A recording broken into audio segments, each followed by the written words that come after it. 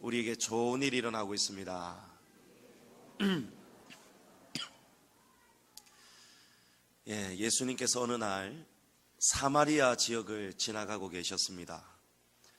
그 지역 안에 수가라는 동네를 예수님께서 지나가게 되셨는데, 마침 그때 우물가에 한 여인이 물을 기르러 온 것을 예수님이 보게 됩니다. 그리고 그곳에서 예수님이 그 여인과 또 여러 이야기들을 나누고 계셨습니다. 이 여인은 참 삶이 고달픈 그런 여인이었어요. 중동 지역은 물이 참 귀했습니다. 그래서 아침 저녁으로 여인들은 물 항아리를 이고 물가로 나와서 물을 가득 담고는 머리에 이고 또 돌아가야 됩니다. 저녁이 되기 전에 또 한 번 더 기르러 와야 됩니다. 여러분, 물이 부족하기 때문에 물을 한 번 받을 때 가득 담지 않겠습니까? 얼마나 무겁고 힘들었겠습니까? 이 여인은 채우고 싶은데 온전히 채워지지 않는 그런 갈증 때문에 날마다 육체적인 고된 노동을 안 할 수가 없는 그런 여인이었습니다. 그런데 예수님께서 이 여인에게 깜짝 놀랄 말씀을 하십니다. 앞에 문맥에 보면 나와 있는 말씀인데, 내가 주는 물을 마시는 자는 영원히 목마르지 아니하리라. 우리 예수님이 이 말씀을 하시는 거예요. 그러니까 이 여인이 그 말씀을 듣고는 얼마나 깜짝 놀랐겠습니까? 얼마나 가슴이 흥분됐겠습니까?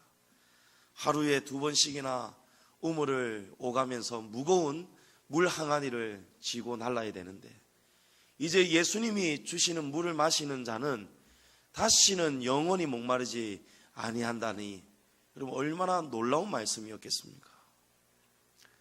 그러니까 이 여인이 앞에 15절에 보면 이렇게 말합니다. 그런 물을 내게 주사 목마르지도 않고 또 여기 물 기르러 오지도 않게 하옵소서. 여러분, 이게 우리 인생이에요. 우리는 육체적인 힘든 것을 굉장히 어려워합니다. 무겁습니다. 할 수만 있으면 이 짐을 벗어버리고 싶은 거예요. 그러니까 이 여인에게는 꿈에도 소원이, 아이고 내가 언제까지 이렇게 물을 길어야 되나, 내가 언제 이 짐을 벗을 수 있을까. 근데 마침 예수님이 이런 놀라운 말씀을 하시니까 이 여인이 얼마나 놀랬겠습니까? 나로 그 물을 마시게 하옵소서. 그래서 내가 목마르지도 않고 또 여기 물 기르러 오지도 않게 하옵소서. 그러나 예수님이 말씀하신 그 물과 지금 이 여인이 생각하는 물은 전혀 다른 물이었습니다. 예수님은 영적인 갈증을 완전히 가시게 하는 영원한 영생수를 말씀하셨고, 그러나 이 여인은 이 물을 문자적으로 그냥 받아들이고 말았습니다. 여러분, 여기에서 우리 신앙의 차이가 드러납니다. 신앙이 어긋나 버리는 거예요. 하나님이 가르치시는 말씀과 우리가 이해하고 듣는 말씀이 달라진다는 거예요. 이해가 다 달라진다는 것입니다. 여러분, 하나님 잘 섬기는데, 우리가 신앙생활 오래 하고 10년, 20년 평생을 했는데도 왜 우리에게 이 갈증이 가시지 않을까요? 왜 우리에게 만족이 없을까요? 갈증으로 우리 목이 왜 이렇게 타들어갈까요?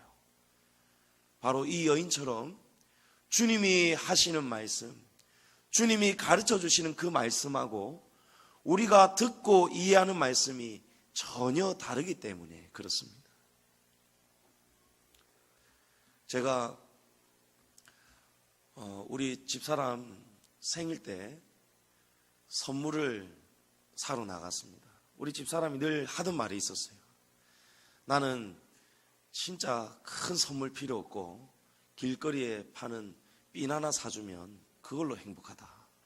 나를 생각하면서 머리 핀 하나 사준 것만으로 나는 행복하다. 그러는 거 있죠. 작년이었어요. 그 제가 진짜 말 그대로 길거리를 나갔거든요. 길에 파는 핀을 봤어요. 그리고 무심코 집었습니다. 이건 얼마죠?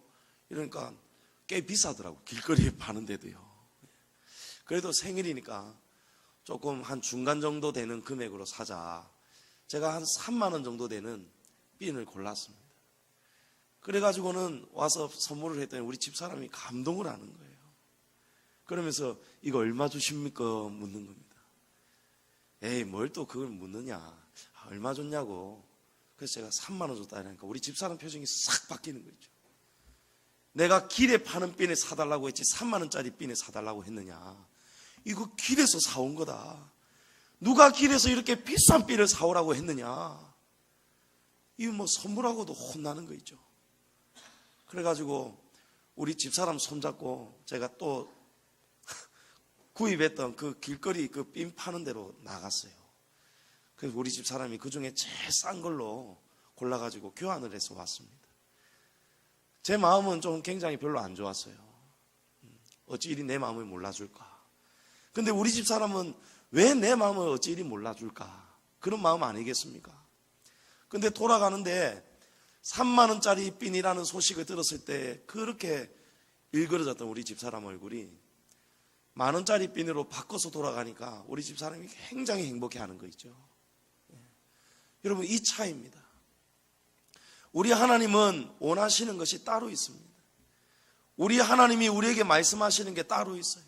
나는 길거리에 파는 핀 하나면 족하다. 우리 하나님 말씀하시는 거예요. 하나님은 그 속에 더 깊은 의도가 담겨져 있습니다. 하나님은 값비싼 핀을 원하시는 게 아니라는 거예요. 하나님은 금액의 많고 적음을 원하시는 것이 아니라는 거예요. 잊어버리지 않고 하나님 앞에 나와서 예배하는 예배자의 마음, 진심으로 기쁨으로 드리는 마음. 하나님은 우리의 수준보다도 우리가 더 넘치도록 하나님 앞에 너무 우리의 생활 형편하고 맞지 않도록 더 많이 하는 것도 하나님은 기뻐하지 않는다는 거예요. 그렇다고 우리가 보편적인 생활이 되는데도 우리가 너무 낮은 저차원으로 하나님 앞에 낮은 것으로 낮은 예물로 드리는 것도 하나님은 기뻐하지 않으실 거예요. 우리 예수님은 과부가 드린 그 두렙돈, 그 가장 적은 금액을 우리 예수님은 가장 이 과부가 많이 드렸다고 받아주셨어요. 중요한 것은 무엇입니까?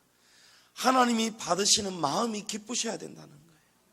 하나님이 우리에게 말씀해 주신 그 말씀을 우리가 찰떡같이 알아듣고는 그렇게 살아드릴 때에 우리가 하나님의 말씀대로 순종하고 하나님의 원리대로 하나님 앞에 나와 예배를 드릴 때, 진심으로 진리로 예배 드릴 때 하나님이 그 예배를 받아주신다는 겁니다.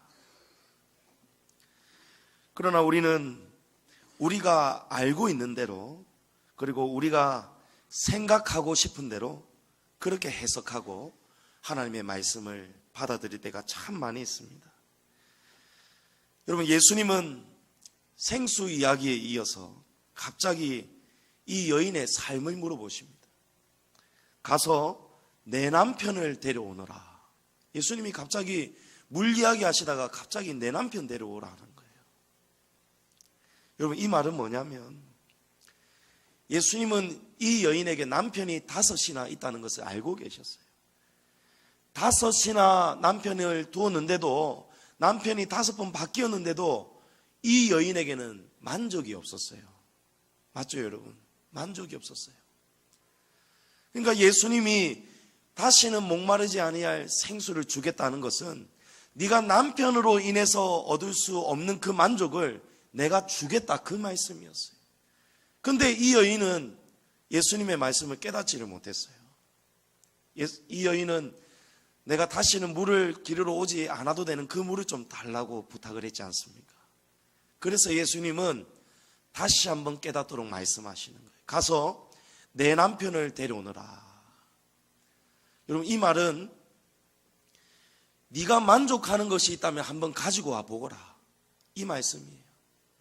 오늘 저와 여러분에게 내 남편을 데려오너라 물으시는 것이 아니고, 오늘 우리에게는 네가 만족하는 것이 무엇이는지 하나라도 있다면 좀 가지고 오너라, 예수님이 우리에게 물으시는 거예요. 여러분, 만족하는 것이 이 땅에 어디에 있습니까? 한번 가지고 와 보십시오. 예수님이 지금 그걸 물으시는 거예요. 아마 고민하다가 한 대 사람을 딱 모았을 때에 그 중에 제일 많은 것은 아마 개일 걸, 개. 여러분, 올해가 무슨 황금 개띠라고 하더라고요. 사람에게 만족 주는 것이 없습니다. 그러나 그 중에서 사람들이 그나마 찾은 것이 뭐냐? 바로 강아지예요. 여러분, 이사 갈 때 남편은 미워서 안 데리고 가도 개는 꼭 데리고 가잖아요. 그래서 그 남편이 이사 갈 때 이사 가는 집으로 같이 딸려가려면 그 개라도 안고 있어야 된다는 우스갯소리가 있지 않습니까? 여러분, 이 망미동이 매우 좀 뭐랄까요? 업종이 다양한 업종이 있지만 웬만해서는 살아남기가 힘든 그런 업종이 이 망미동입니다. 무엇을 해도 잘 안 돼요. 자주 바뀌어요. 미용실도 바뀌고 부동산도 바뀌고 자주 바뀌어요. 근데 오랫동안 엄청나게 큰 매장이 있는데 망미동에 바뀌지 않는 매장이 있습니다. 여러분, 요 밑에 있어요. 무슨 매장인지 아세요? 개용품 파는 매장이에요. 개용품. 그러니까 사람들이 불황이고 경기가 어렵다 이렇게 해도 개는요 파카도 입히고요, 개는요 사료도 먹이고요, 통조림도 먹이고요. 아빠 보십시오. 개는 보험도 없잖아요. 저도 옛날에 개 한 마리 키워봤는데 이 개가 호두를 갖고 놀다가 이 호두가 사라진 거 있죠. 깜짝 놀래가지고 개를 데리고 쪼쪼야 하면서 막 병원으로 달려갔습니다. 엑스레이를 몇만 원을 주고, 비싼 돈을 주고 엑스레이를 찍었더니 엑스레이 결과 똥하고 가스밖에 없더라고요.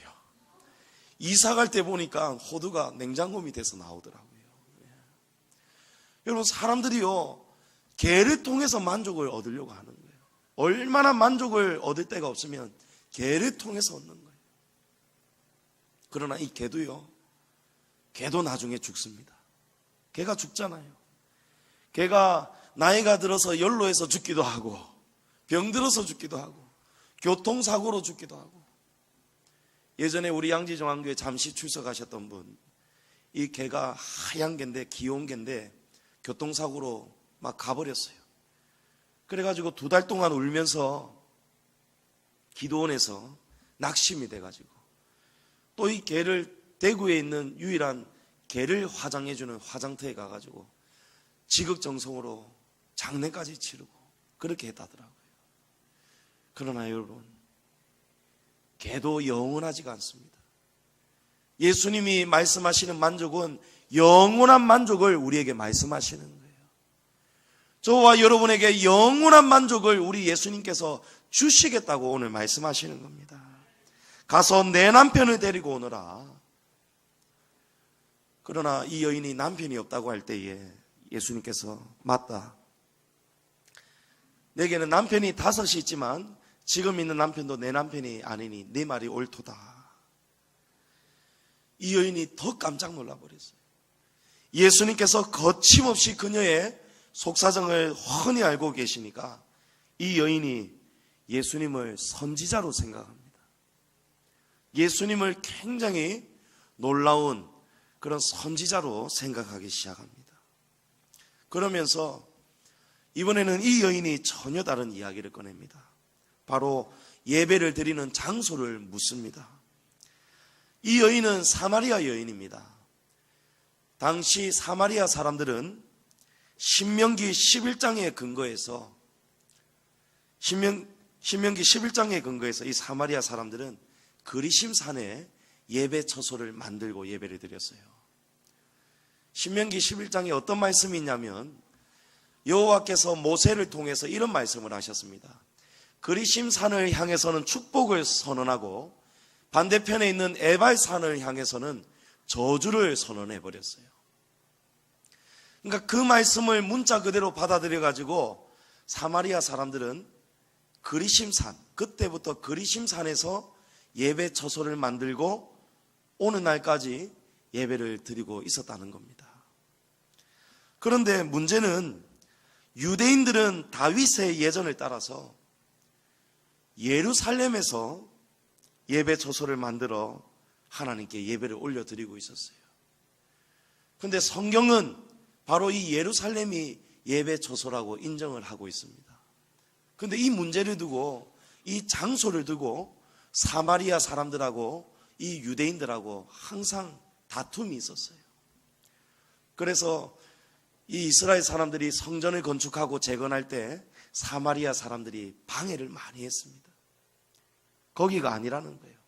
각자 서로가 우리는 그리심산, 유대인들은 아니다.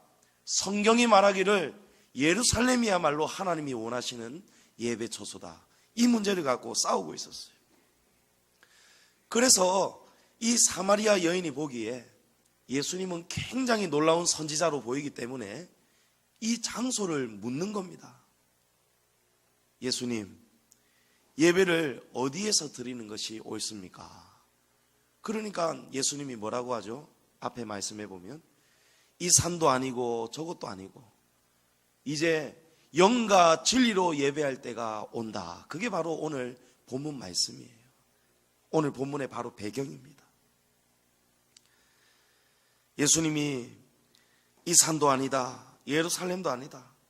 너희가 아버지께 예배할 때가 오는데 아버지께 참되게 예배하는 자들은 영과 진리로 예배할 때가 오나니 바로 이때라. 우리 주님이 그 말씀을 하시는 거예요. 여러분, 여기서도 예수님의 말씀을 듣는 이 여인은 자기의 생각대로 받아들이는 그런 어긋나는 오류가 생기고 말았습니다. 이 여인은 여전히 육신의 행위로 드리는 예배를 물었고 예수님은 영적인 예배, 실제적인 예배를 말씀하고 계셨습니다. 여인은 남편을 5이나 두어도 해결되지 않은 갈증 속에서도 이 예배의 처소를 물으면서 예배를 통해서 이 갈증을 뭔가 풀어보려는 그런 몸부림을 치고 있었습니다. 그러나 중요한 것은 이 여인은 영과 진리로 드리는 예배를 몰랐어요. 여전히 육신적으로 드리는 그 장소에 국한되는 그런 예배에만 관심이 있었다는 거예요. 여러분, 놀라운 사실은요, 오늘날에도 여전히 이 사마리아 사람들이 그리심산에서 제사를 드리고 있습니다. 이 예배를 드리고 있습니다. 앞에 자료 화면을 보시면요, 저기가 바로 그리심산입니다. 지금은 앞에 장면 다시 한번 띄워주세요. 지금은 건물들이 들어서 있지만 저 산 중터, 바로 뒷면에 보이는 바로 저 산이 바로 그리심산이에요. 저곳에 절기마다 모여서 저 사마리아인들이 각종 비둘기와 또 염소와 양, 또 순양을 자신의 형편대로 데리고 와서 그 머리에 죄를 전가시키고 번제물로 올려드리는 거예요. 여러분, 그 일이 지금 오늘 날도 저렇게 지금 중간에 불이 피어나고 있죠. 저기서 구약의 제사를 오늘 날도 드리고 있다는 거예요. 여러분, 그러니까 얼마나 신앙이 지금 잘못 받아들이고 해석할 때에 그 결과가 얼마나 어리석고 안타깝습니까? 저 예배는 하나님이 원하시는 예배가 아니라고 오늘 예수님은 말씀하십니다. 선지서에 보면 하나님께서 육신의 행위로 드리는 예배와 헌금을 싫어하신다고 말씀하고 계십니다. 우리 이사야 1장 11절부터 14절 말씀을 우리 다 같이 한번 읽어보겠습니다. 이사야 1장 11절부터 14절 말씀. 여호와께서 말씀하시되 너희의 무수한 재물이 내게 무엇이 유익하뇨? 나는 순양의 번제와 살찐 짐승의 기름에 배불렀고 나는 수송아지나 어린 양이나 순염소의 피를 기뻐하지 아니하노라. 너희가 내 앞에 보이러 오니 이것을 누가 너희에게 요구하였느냐? 내 마당만 밟을 뿐이니라. 헛된 재물을 다시 가져오지 말라. 분향은 내가 가증히 여기는 바요 월삭과 안식일과 대회로 모이는 것도 그러하니 성회와 아울러 악을 행하는 것을 내가 견디지 못하겠노라. 내 마음이 너희의 월삭과 정한 절기를 싫어하나니 그것이 내게 무거운 짐이라. 내가 지기에 곤비하였느니라. 아멘. 여러분, 이게 우리 하나님의 솔직한 심정이라는 거예요. 내가 언제 너희에게 무수한 재물을 내가 요구하였느냐? 나는 지금 배가 부르다. 너희의 무수히 많이 드리는 그런 제사들 때문에 내가 이제는 그 짐을 지기에 곤비하다. 우리 주님이 이렇게 말씀하는 거예요.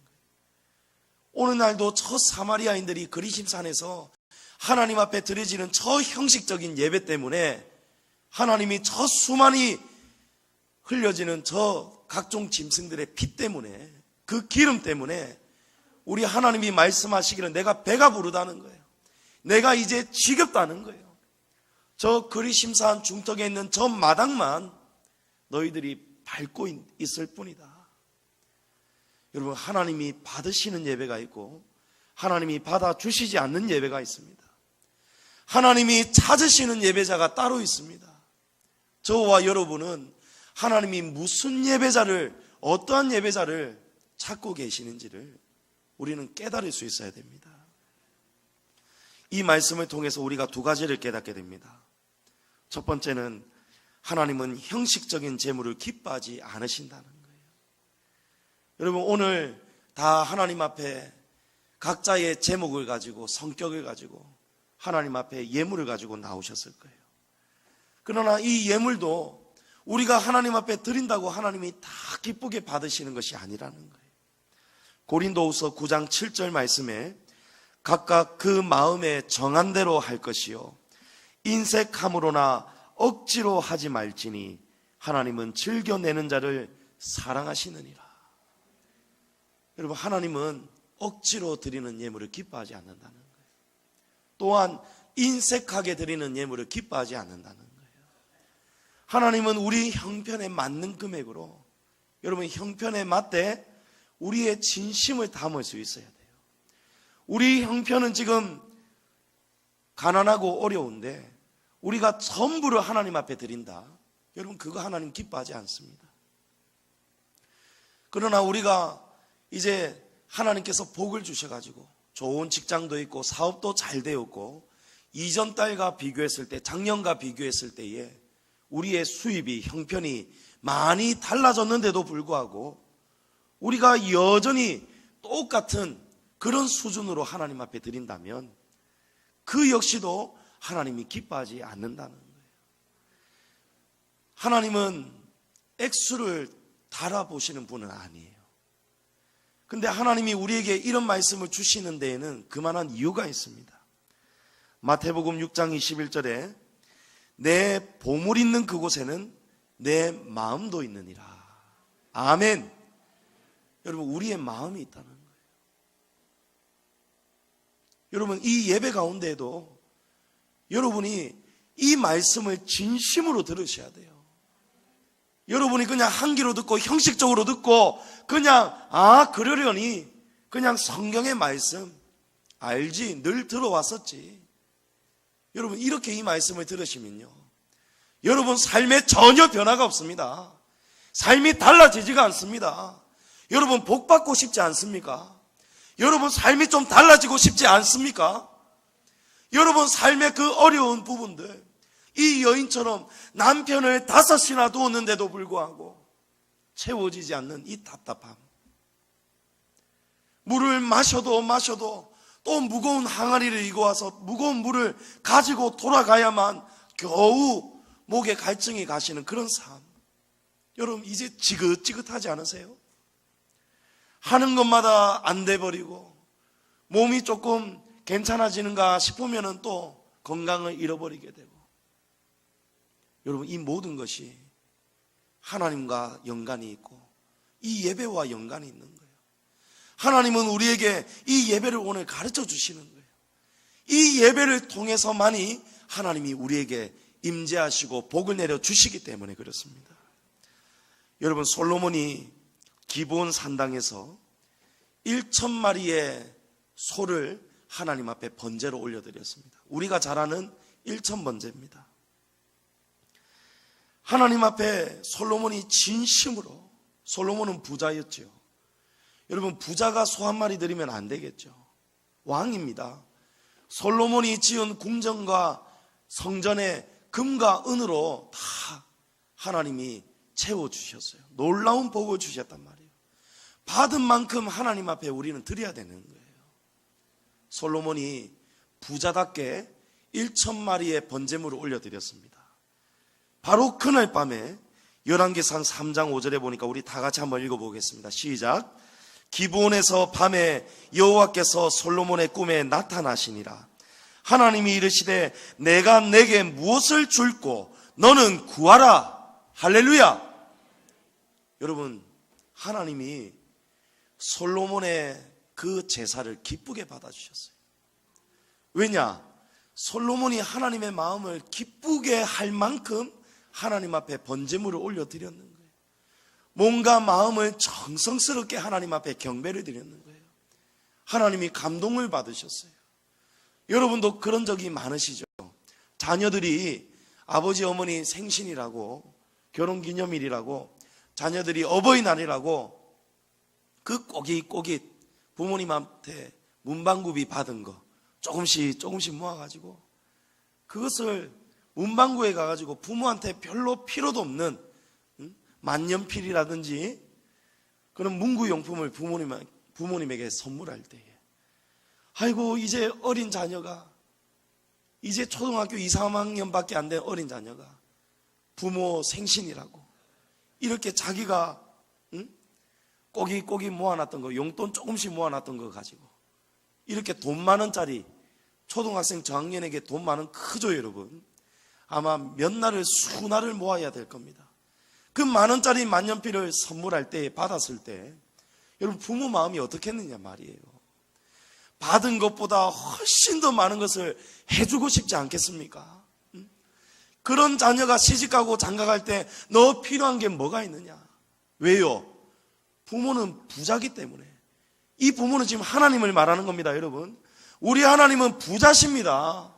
하나님은 뭐든지 우리에게 주실 수 있는 그런 분이지 않아요. 그 하나님이 우리에게, 내게 무엇을 주고, 솔로몬에게 내게 무엇을 주고, 이 말은 백지수표를 주겠다 이 말씀이에요. 무엇이든지 네가 구하면 내가 주겠다는 거예요. 여러분, 그 축복을 누리는 주인공이 저와 여러분이 되시기를 바랍니다. 하나님 앞에 기쁨으로 드리는 거예요. 인색함으로나 억지로 드려서는 안 된다는 거예요. 그리고 두 번째, 형식적인 예배를 하나님은 기뻐하지 않으십니다. 우리가 조금 전에 읽었던 이사야 1장 13절에 보면 성회와 아울러 악을 행하는 것을 내가 견디지 못하겠노라. 하나님이 우리가 형식적으로 드리는 예배, 준비 없이 나와서 드리는 그 예배 때문에 하나님이 지금 견디지를 못하겠다는 거예요. 내가 견디지를 못하겠노라. 무엇이 악일까요? 여러분, 성경은 우리가 서로 불화하는 것이 악이라고 말씀합니다. 마태복음 5장 22절부터 24절 말씀 우리 다 같이 봉독하겠습니다. 나는 너희에게 이르노니 형제에게 노하는 자마다 심판을 받게 되고 형제를 대하여 나가라 하는 자는 공회에 잡혀가게 되고 미련한 놈이라 하는 자는 지옥불에 들어가게 되리라. 그러므로 예물을 제단에 드리려다가 거기서 내 형제에게 원망 들을 만한 일이 생각나거든 예물을 제단 앞에 두고 먼저 가서 형제와 화목하고 그 후에 와서 예물을 드리라. 할렐루야. 여러분, 하나님은 우리가 준비 없이 나와서 드리는 예배, 형식적인 예배를 기뻐하지 않으시는데 그 중에서도 한 가지, 우리가 서로 불화한 상태로 그 마음 가지고 나와서 드리는 이 예배를 하나님은 받으시지 않는다는 거예요. 우리 신앙생활 하다 보면요, 마음이 안 맞아서 서로 상할 때도 있을 거예요. 가족끼리도 예배 드리러 나오다가도 싸울 때도 있을 거예요. 특히 마귀는 그렇습니다. 주일 전날 굉장히 역사를 많이 해요. 토요일에. 그래서 여러분, 토요일은요, 토요일부터 주일을 준비하는 겁니다. 토요일부터 몸가짐 마음가짐을 준비하는 거예요. 내일 드리는 이 예배에 내가 복을 받아야겠으니 이 복을 내가 받는 것을 그 누구도 방해하지 못하도록 내가 오늘부터 기도하면서 내 마음을 지켜야겠다. 여러분, 마음 지키는 겁니다. 마음을 못 지키니까 미움이 나가고요, 불화가 나가는 거예요. 서로 싸움이 나는 거예요. 별 것도 아닌 거 가지고 서로가 다툼이 일어나는 거예요. 마음이 상하는 거예요. 용서가 안 됩니다. 도대체 나를 뭘로 보고, 이 여자가 나를 뭘로 보고, 내 남편이 도대체 나를 뭘로 보고, 또 부모와 자식 간의 마음이 상할 수도 있겠죠. 또 어떤 때에는 구역 식구끼리, 교회 안에 우리 성도들끼리도 마음이 상할 수가 있을 거란 말이에요. 봉사하다가도 마음이 상할 수도 있잖아요. 예를 들어서 청소하는데 여기부터 청소하려고 하는데 저 사람은 여기부터 청소하자. 여러분, 사실은 별거 아니잖아요. 어느 한 사람이 마음을 지키면 되는 겁니다. 그런데 그 순간 우리가 마음을 지키지 못할 때에 원수마귀가 우리 마음을 해방을 놔버려요. 그리고 안이 부글부글 끓겠죠. 예배드리러 나오면서도 기쁘지가 않을 거예요. 그리고 그 마음 가지고 입이 툭 튀어나와가지고 앉아있는 겁니다. 그런 예배를 하나님이 어찌 받으시겠느냐 말이에요. 부모 생신이라서 자녀들이 장성해가지고 형제들끼리 부모 생신을 준비하는 거예요.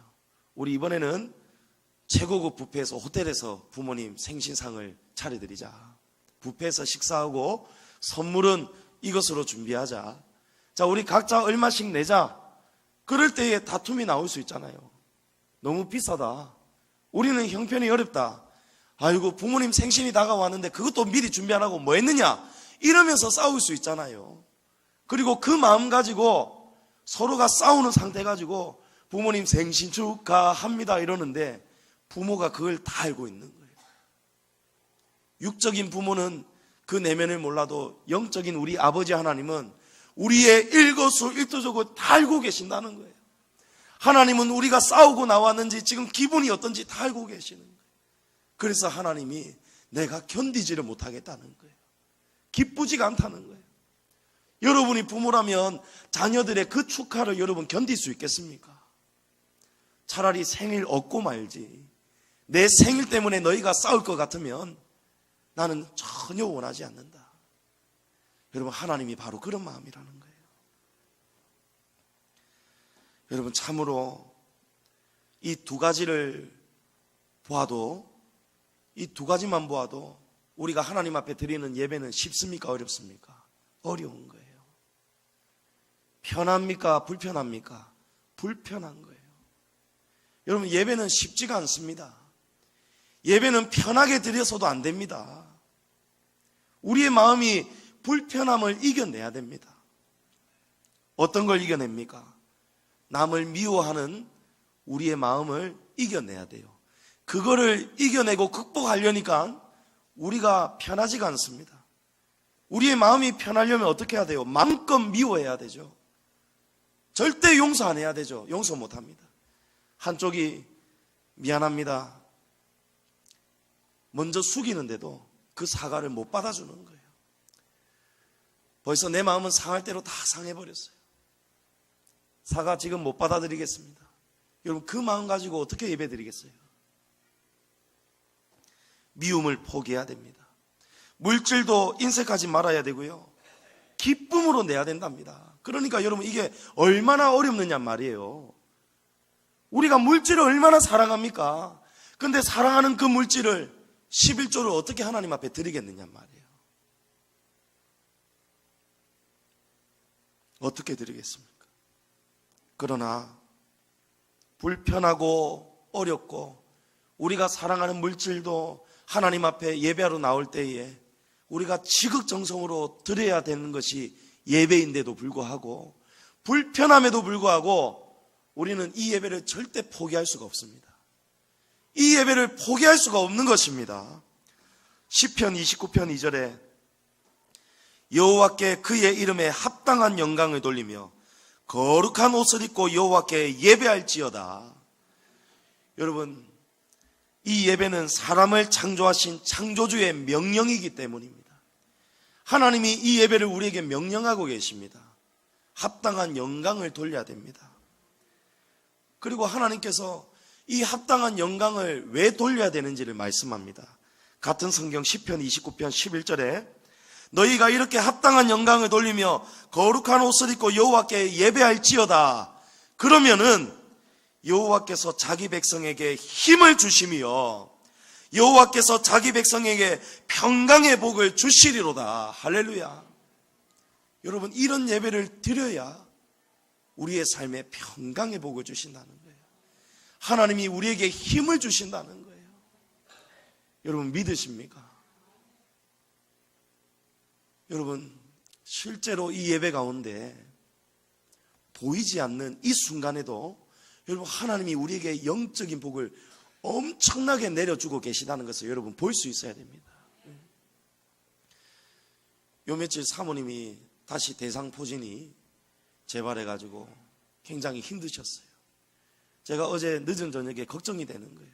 오전에 목사님 집회 가셔야 되는데 사모님 혼자 나오시고 이렇게 견디실 수 있을까요? 그러니까 목사님께서 안 그래도 그게 걱정이다. 그런데 이 예배의 자리만 나왔다 하면은 사모님이 살아나신다는 거예요.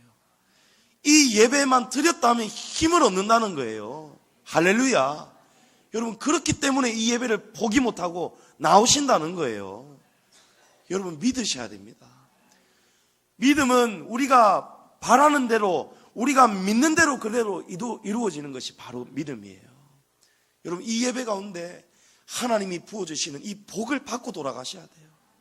마당만 밟고 돌아가는 거 여러분 얼마나 억울합니까? 문제는 하나님이 받으시는 예배가 있고, 가인과 아벨의 제사처럼 가인의 제사는 하나님이 안 받으시고 아벨의 제사는 받으시고, 이런 예배가 있다는 거예요. 저와 여러분이 드리는 이 예배가 하나님이 받으시는 예배가 되기를 축복합니다. 하나님이 찾으시는 예배자가 되고 하나님이 찾아오시는 참 예배자가 되기를 축복합니다. 그렇다면 이제 결론입니다. 오늘 예수님 말씀처럼 영과 진리로 드리는 예배는 어떤 예배일까요? 사도 바울이 로마서 12장 1절에 이렇게 말씀합니다. 그러므로 형제들아, 내가 하나님의 모든 자비하심으로 너희를 권하노니 너희 몸을 하나님이 기뻐하시는 거룩한 산제물로 드리라. 이는 너희가 드릴 영적 예배니라. 아멘. 여러분, 예수님이 말씀하신 영과 진리로 드리는 예배는 어떤 예배냐? 너희 몸을 하나님이 기뻐하시는 거룩한 산제물로 드리라. 이것이 너희가 드릴 영적 예배라는 거예요. 여러분, 어떻게 우리의 몸을 산제물로 드릴 수 있습니까? 이어서 로마서 12장 2절에 답이 있습니다. 너희는 이 세대를 본받지 말고 오직 마음을 새롭게 함으로 변화를 받아 하나님의 선하시고 기뻐하시고 온전하신 뜻이 무엇인지 분별하도록 하라. 아멘. 여러분, 이것이 영적 예배라는 거예요. 이것이 영적 예배입니다. 우리의 몸으로 하나님 앞에 드려야 되는데, 산제물로 드려야 되는데, 우리가 하나님 앞에 우리의 몸을 드린다는 것은 우리의 마음을 새롭게 함으로 변화받는 것이 하나님 앞에 우리의 몸을 드리는 거라는 거예요. 여러분의 생각이 변화되고 여러분의 가치관이 변화가 되는 것, 여러분, 그것이 영적 예배라는 거예요. 어떻게 변화가 돼야 됩니까? 하나님이 보시기에 선하시고 기뻐하시고 온전하신 뜻으로 우리의 생각을 바꾸는 거예요. 바꾸는 거예요, 여러분. 여러분의 생각이 있으실 거예요. 그거를 나쁘게 얘기하면 고집이라고 부릅니다. 그 고집을 버려야 돼요. 교회 일을 할 때에도요, 여러분, 진리가 아닌데도 불구하고 이런 부분을 가지고 우리의 고집 가지고 싸울 때가 있어요. 그럴 때에는요, 우리가 말씀으로 들어가는 겁니다. 이 말씀에 비추어서 이럴 때는 하나님이 무엇을 선하게 여기실까? 이럴 때는 하나님이 무엇을 기쁘다 여기실까? 또 이럴 때는 하나님이 무엇을 온전하다고 여기실까?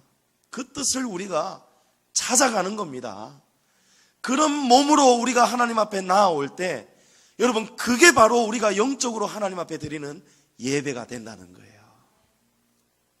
내 생각, 내 소견, 내 감정, 여러분 다 부인해야 됩니다. 여러분, 십자가에 다 내어 못 박으셔야 됩니다. 날마다 자기 십자가를 지고 자기를 부인하고 예수님을 쫓아가야 됩니다. 빌립보서 3장 7절 8절에 그러나 무엇이든지 내게 유익하던 것을 내가 그리스도를 위하여 다 해로 여길 뿐더러 또한 모든 것을 해로 여김은 내 주 그리스도 예수를 아는 지식이 가장 고상하기 때문이다. 할렐루야. 여러분, 우리 생각이 고상할 수가 없습니다. 우리의 생각 가지고는 하나님 앞에 나와 예배를 할 수가 없습니다. 여러분, 삶이 왜 막히는지 여러분 답이 오늘 말씀 가운데 다 있었습니다. 여러분, 삶이 막히고 안 풀리고 직장이 어려워지고 가정에 화목이 없고 교회 안에서 성도 간에 화목이 없고 예배를 드리는데도 기쁨이 없고 하나님 앞에 예배드리고 돌아가는 길에도 평강이 없고 샬롬이 없고 우리의 마음속에 갈증이 풀어지지가 않는다는 것. 여러분, 그 속에 그 원인이 다 오늘 말씀 가운데 답이 있습니다. 여러분, 마음껏 드십시오. 이 말씀을 좀 마음껏 드십시오. 하나님이 찾으시는 예배자가 되십시오. 누구보다 삶으로 하나님께 예배를 드린 사람이 구약의 대표적인 인물이 여러분 다윗입니다. 다윗은 어릴 때부터요 들에서 양을 치는 목동이었어요. 이새의 8 아들 중에 막내였습니다. 그런데 이 다윗은 늘 형들한테도 소외당하고 사무엘이 이스라엘의 왕 사울 다음에 이을 왕을 간택하려고 왔을 때에도 이 다윗은요 들에서 양을 치고 있었고 그 후보에 오르지도 못했습니다. 그러나 하나님이 사람은 외모를 보지만 나 여호와는 중심을 본다 하시면서 들에서 양치고 있는 냄새나는 옷을 입고 있는 배우지도 못했고 키도 작고 가족 안에서도 가장 열등한 그 막내 다윗을 하나님이 결국은 데리고 오라고 부르시지 않습니까? 그럼 그게 예배자가 받는 복입니다. 다윗은 날마다 하나님을 찬양했습니다. 시편의 대부분이 하나님을 찬양하며 비파와 수금을 연주하면서 다윗이 작사 작곡을 한 그 노래들입니다. 날마다 하나님을 찬양하고 하나님을 기쁘시게 해드리고 아버지의 말씀에 순종하고 아버지가 형들이 나가 있는 전쟁터로 가라 할 때에 다윗이 가니까 형들이 또 이동하고 없는 거예요. 그때까지 다윗이 또 쫓아가지 않습니까? 도시락을 들고 형들이 전쟁하는 곳을 그 수많은 일을 찾아가잖아요. 그리고 그 앞에서도 물맷돌을 들고 다윗이 그 거인 골리앗을 향해서 믿음으로 여호와의 이름으로 나가지 않습니까? 여러분, 그것이 예배자입니다. 그런 예배자의 결국은 하나님께서 부어주시는 열면 닫을 자가 없는 큰 복을 받게 되는 것입니다. 여러분, 예배가 왜 어려울까요? 왜 사람들이 이 예배에 목숨을 걸지 못할까요? 예배 속에 임재하시는 하나님을 볼 수 없기 때문에 그렇습니다. 그런데 오늘 세상에 재미있는 일들이 일어나고 있어요. 여러분, 가상화폐 때문에 지금 천국이 난립니다. 특히 20, 30대가 난리예요. 여러분, 가상화폐가 눈에 보이는 화폐입니까? 안 보입니다. 전자지갑 가지고 그냥 온라인으로 그냥 주고받는 물질이 아닙니다. 그냥 말 그대로 가상화폐예요. 그런데 눈에 보이지 않는 이 가상화폐를 만들고 채굴하고 사고 팔기 위해서 사람들이요 홍콩으로까지 더 싸게 사기 위해서 홍콩으로까지 가고요, 젊은 사람들이 직장도 포기하고요 모든 돈을 끌어모아 가지고 지금 거기에 다 투자를 하고 있는 거예요. 왜 그러냐면 가상화폐를 사고 팔면서 증권거래소처럼 막 수치가 오르락내리락 하는 거예요. 제 친구 한 놈도 지금 신이 났어요. 제 친구 녀석이 이더리움이라는 가상화폐를 채굴을 하고 있는데, 이게 처음에 이 친구가 50대의 컴퓨터를 가지고 채굴을 하는데 처음에 이 한 개 값이 20몇만 원에 불과했어요. 그런데 최근에는 뭐 180만 원, 200만 원까지 오르니까 지금 떼돈을 번다고 지금 저한테 안 됐다고 지금 저한테 막 자랑을 하고 있는 거예요. 교회 안 다니는 친구입니다. 여러분, 그 가상화폐에 무슨 만족이 있겠습니까? 눈에 보이지는 않지만 그래도 사고 팔면서 지금 현실적으로 나한테 도움이 된다 생각하니까 목숨을 걸지 않습니까? 여러분, 그런데 왜 예배는 목숨을 못 겁니까? 보이지 않는 거예요. 하나님이 지금 복 내려주고 계시다는 것을 성령 충만한 사람은 이 예배 가운데 감격이 있는데 눈물이 나고, 하나님이 지금 내 삶을 회복시켜 주시고 소생시켜 주시고 계시다는 것이 지금 눈에 보이고 마음으로 영으로 느껴지는데, 이걸 못 느끼는 사람은요, 눈에 보이지 않으니까 느끼지를 못하는 거예요. 우리 마지막으로 고린도후서 4장 18절을 다 같이 읽고 제가 말씀을 마치겠습니다. 시작. 우리가 주목하는 것은 보이는 것이 아니요 보이지 않는 것이니 보이는 것은 잠깐이요 보이지 않는 것은 영원함이라. 할렐루야! 할렐루야! 여러분, 영원한 것을 바라보시기 바랍니다. 오늘 하나님은 예배자를 찾고 계십니다. 하나님은 참 예배자를 지금 찾고 계십니다. 똑같은 양지중앙교회 2층 본당에서 예배를 드리는 이 성도들 가운데 하나님이 받으시는 예배를 드리는 사람이 있고 하나님이 거절하시는 예배를 드리는 사람도 있어요. 와서 마당만 밟고 가는 거예요. 하나님을 기쁘시게 드리는 예물을 드리지 못하는 거예요. 형식적인 예배를 그냥 드리는 거예요. 여러분, 그 상태에서는요, 신앙생활 1년, 10년 죽을 때까지 이대로 해버리면요, 여러분 변화가 없습니다. 그러나 오늘 이 말씀을 내 말씀이다 생각하고 여러분 한번 순종해 보십시오.